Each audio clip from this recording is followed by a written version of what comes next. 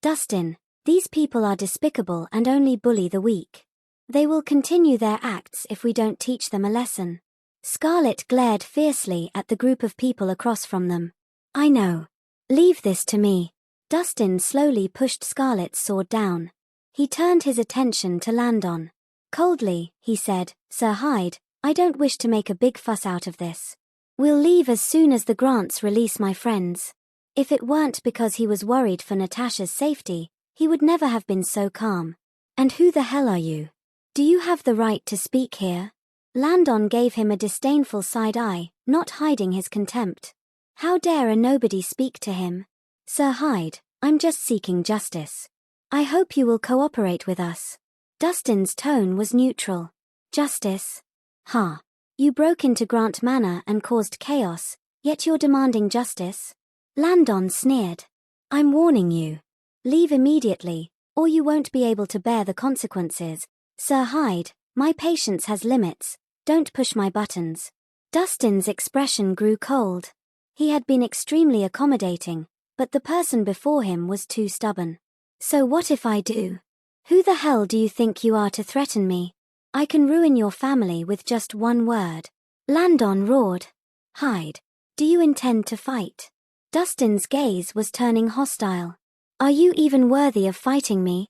You should go back and check your attitude. Landon didn't bother to hide his disdain. You're seeking death. Before Dustin could respond, Scarlet couldn't hold back any longer. She raised her sword and thrust it toward Landon's chest.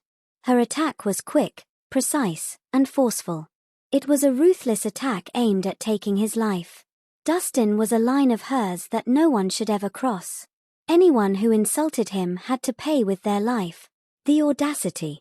Rhett roared and unsheathed his sword. The two swords clashed with a clang. Rhett staggered backward by the impact, almost losing his balance. His sword also broke in the process, while Scarlet only jerked slightly as she deflected the attack. She raised her sword once more, aiming at Landon. What? Landon's eyes twitched. He retreated hastily in shock. He didn't expect Scarlet to be reckless and use violence openly. She was disregarding the court's laws and the royal family's authority. She was a madwoman. At that moment, Zachary jumped in and launched a palm attack, bending Scarlet's sword.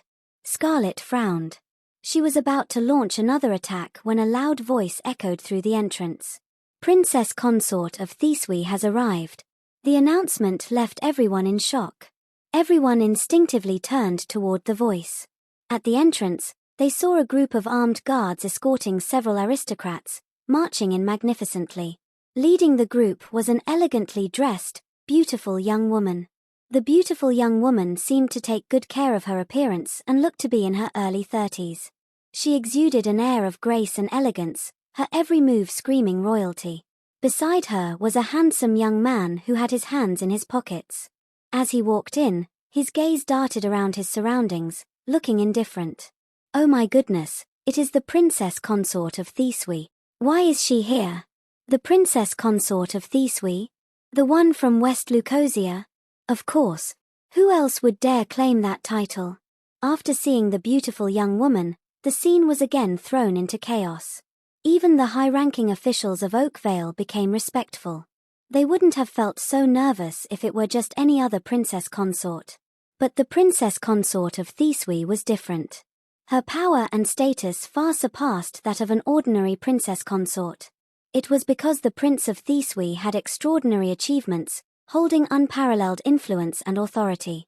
He was the only one to bear the country's name within his title, allowing him to sit on an equal footing with the king and the government. He was known as the top figure in the country, the most prominent figure of Dragonmarsh. Naturally, his wife enjoyed a similar level of prestige. Most importantly, it was because before marrying the Prince of Thesewi, the Princess Consort of Thesewi was Dragonmarsh's eldest princess. The king's sister. That was the reason she was so respected.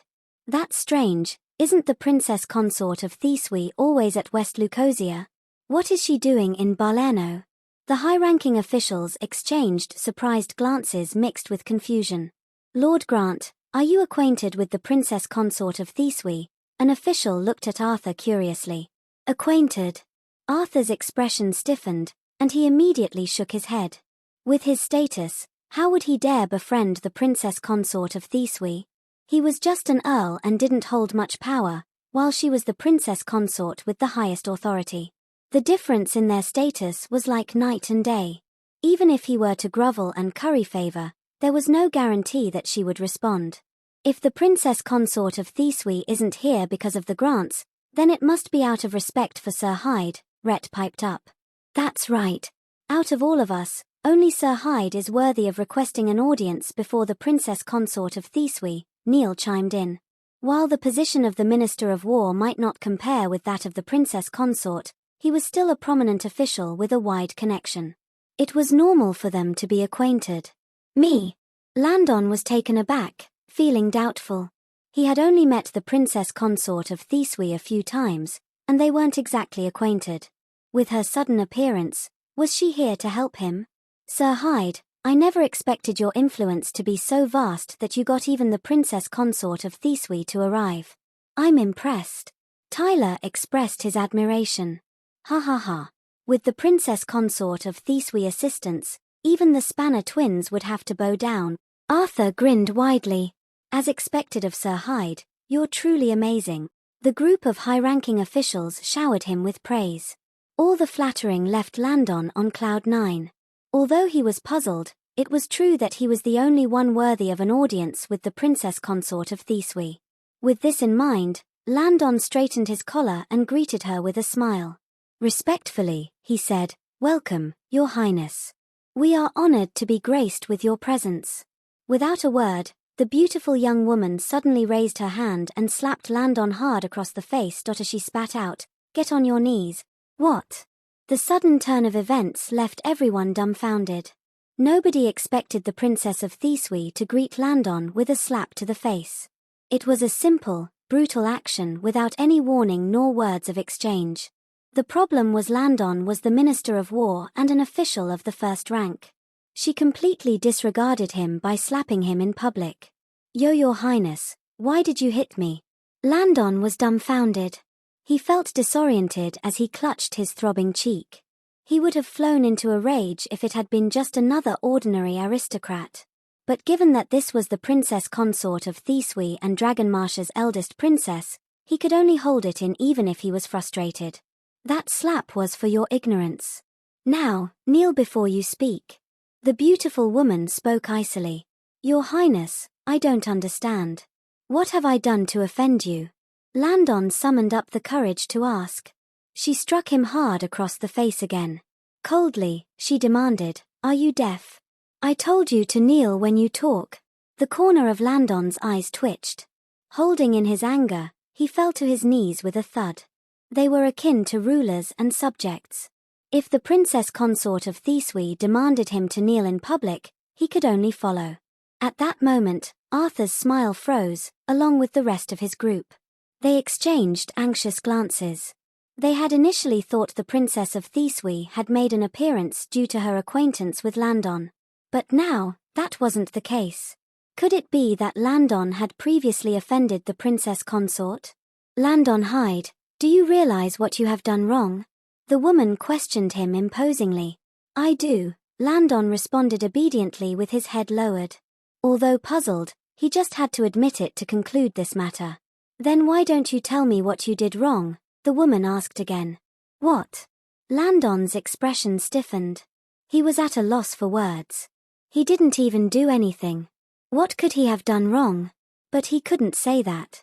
He could only respond submissively, "Your Highness, if you believe I have done wrong, then I have indeed done wrong."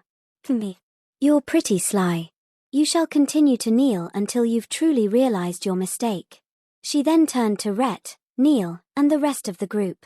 She said coldly, "As for the rest of you, all of you, kneel."